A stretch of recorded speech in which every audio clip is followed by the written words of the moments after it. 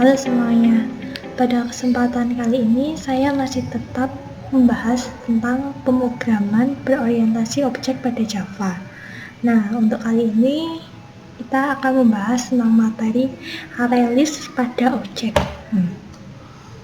Yang pertama kita harus tahu dulu tentang array. Nah, array itu salah satu teknik dari pemrograman yang bersifat simple.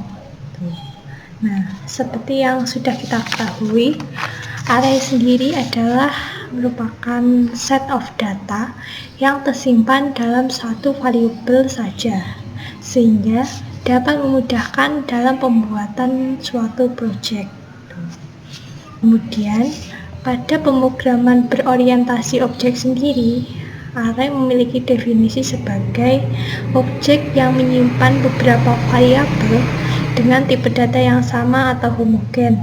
Homogen di sini artinya kalau misalnya array-nya itu integer, maka seluruh datanya tersebut harus merupakan bilangan bulat semua. Dan ketika array-nya itu double, maka datanya itu harus memiliki bersifat desimal semua. Nah, ciri dari array sendiri itu ada satu, yaitu array diakses dengan indeks. Untuk indeks sendiri kita sudah mempelajarinya mungkin dalam pemrograman yang sebelumnya, seperti dalam pemrograman bahasa C, pemrograman Python, kemudian di dalam PHP juga sudah ada. Kemudian kita masuk pada cara inisiasi array. Nah, inisiasi itu bisa dibilang dengan cara untuk memulai pemrograman array itu kayak apa sih?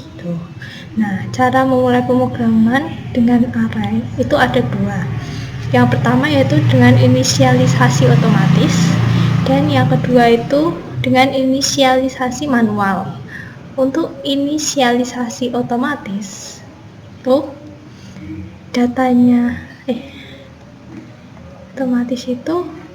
datanya dimasukkan secara langsung.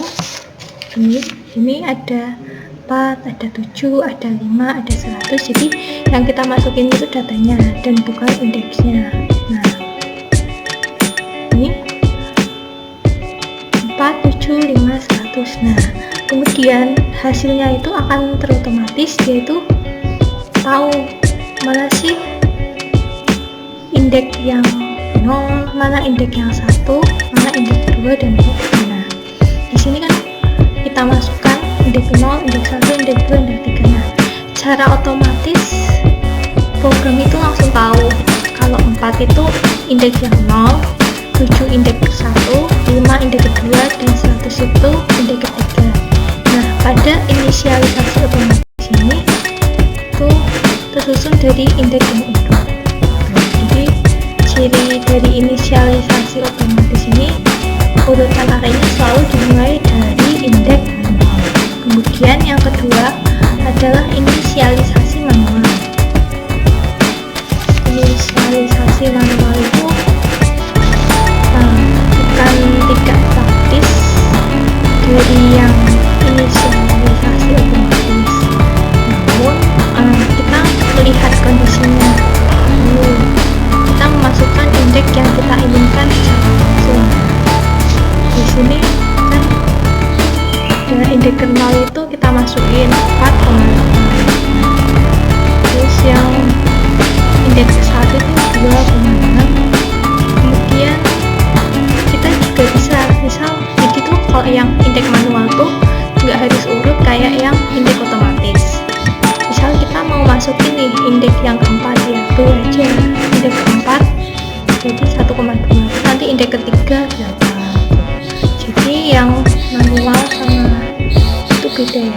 Kalau yang otomatis itu urutan arraynya selalu dimulai dari 0. Nah, untuk yang itu tidak harus urut. Kemudian untuk kesamaan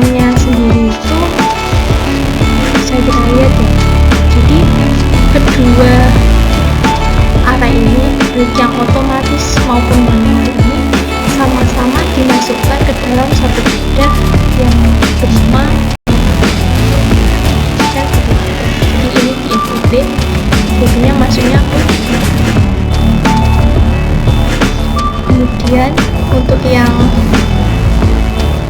otomatis dan manual itu sebenarnya sama-sama, itu indeksnya itu kelihatan. Tapi mungkin yang manual itu lebih kelihatan karena kita yang inputnya secara langsung. Kalau yang otomatis kan secara otomatis. Kemudian kita masuk ke dalam contoh array dengan tipe data yang lain. Kalau yang tadi kan kita udah ngomong tentang yang integer. Nah, untuk saat ini kita membahas tentang yang char dan string. Tipe data char ini akan menjadi set of atau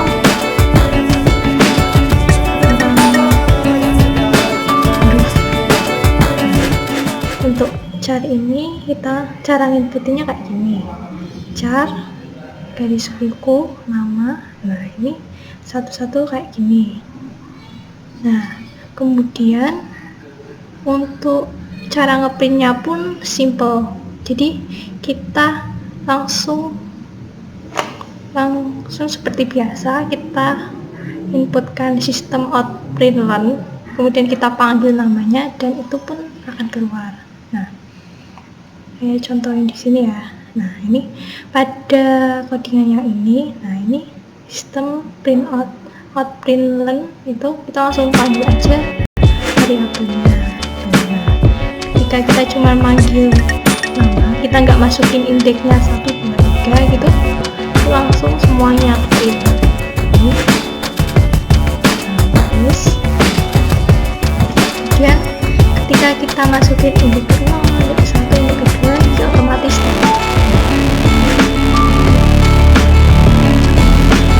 dia udah tahu sendiri mana yang 0, mana yang 1, mana yang 2, mana yang 3. Dan yang perlu diingat, indeks itu pasti dimulai dari 0,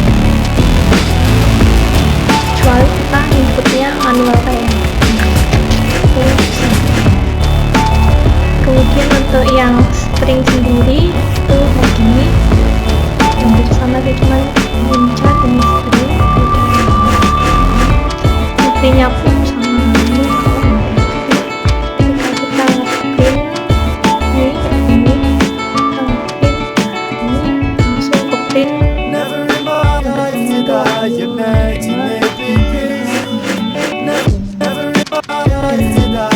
Untuk char dan string itu perbedaannya, kalau yang char itu buat yang satu, jadi kita nginputin yang satu itu pakainya yang char. Kemudian untuk yang string itu buat inputin yang satu kata atau intinya lebih dari kumpulan yang lebih dari satu. Kita pakai yang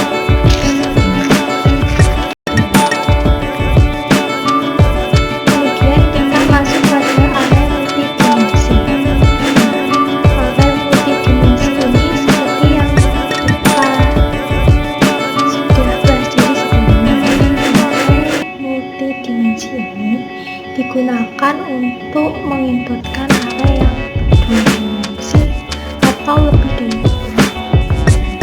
Nah, dua dimensi di sini artinya itu dapat kita paketkan atau dapat kita gabungkan dengan indeks.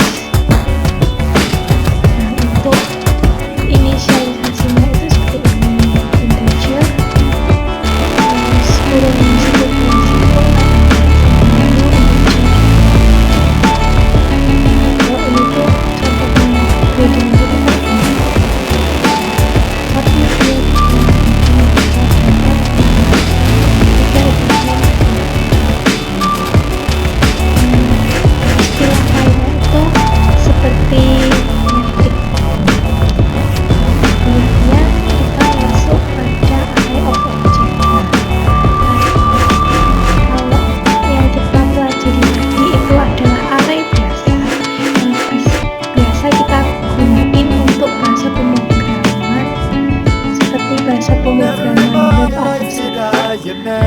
pada pembelajaran koordinasi objek ini, tentunya array ini ada kaitannya dengan objek itu sendiri. Di sini ada salah satu objek untuk kelas mahasiswa. Kita sudah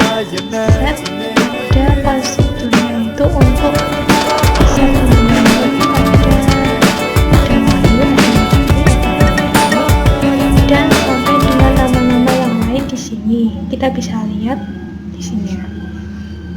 Namun sebenarnya cara yang ini tuh kurang efisien. Mungkin kalau cuman berapa ya, mungkin 5 mahasiswa gitu, ini masih tergolong rapi ya. Cuman dalam universitas aja itu kan mahasiswanya itu nggak cuma 10, tapi mungkin ada ribuan. Nah, kalau ribuan gitu kan ya nggak efisien banget gitu, dan terlalu banyak banget sih ngodingnya gitu. Nah, karena itu jadi kita masuk ke dalam array list. Kita masuk kepada array list. Array list di sini sering dibilang sebagai array yang tidak menggunakan tipe data yang sama. Nah, array list ini merupakan kelas turunan dari list, dimana arraynya itu tidak menggunakan kelas yang sama juga.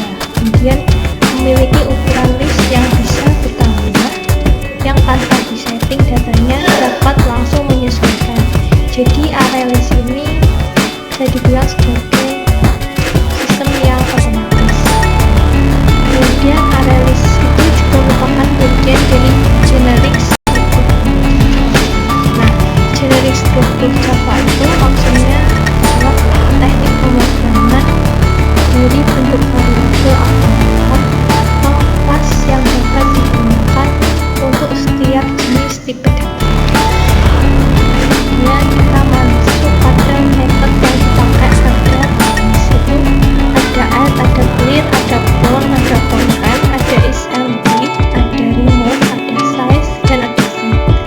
Untuk add sendiri yaitu digunakan untuk menambahkan elemen list, clear untuk menghapus semua elemen list, clone itu untuk mengembalikan objek yang di copy, kemudian content untuk mencari elemen yang terkandung dalam list, isEmpty untuk mengecek list kosong atau tidak, remove untuk menghapus elemen list melalui index, kemudian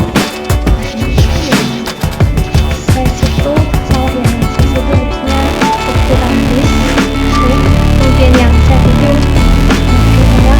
untuk mengisi elemen di list dengan posisi input yang kemudian berikut merupakan codingan dari Java-nya itu. Nah, untuk mengoding array list sendiri kita perlu mengimpортkan Java util array terlebih dahulu. Jadi import Java util array list ini kayak seperti kamus atau library-nya. Jadi ketika kita mau mengoding menggunakan array list ini, kita perlu mengimportkan ini terlebih dahulu, sehingga apa yang kita coding itu ada di dalamnya. Jadi sebenarnya itu masih kosongan semua. Nah, untuk perintah-perintahnya itu tadi sudah saya jelaskan ya. Nah, untuk yang add ini tambah elemen pada array list. Nah, tambah elemen pada array list. Elemen di sini itu maksudnya itu datanya. Kemudian untuk nampilin array listnya itu juga cukup simpel, hanya menginputkan al itu nanti sudah langsung keluar semua. Kemudian remove itu untuk menghapus elemen pada array list. Begitu.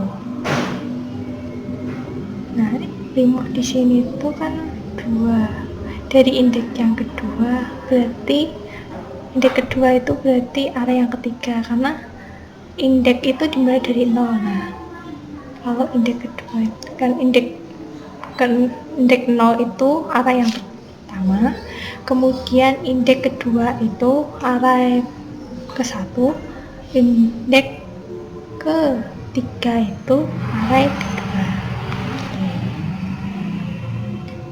Kemudian untuk codingan ini hasilnya itu codiran seperti ini. Nah, ukuran awalnya itu 0, dan ukuran ini nambahnya hasilnya ini.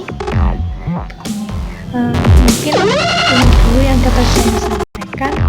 Mohon maaf kalau ada kurang.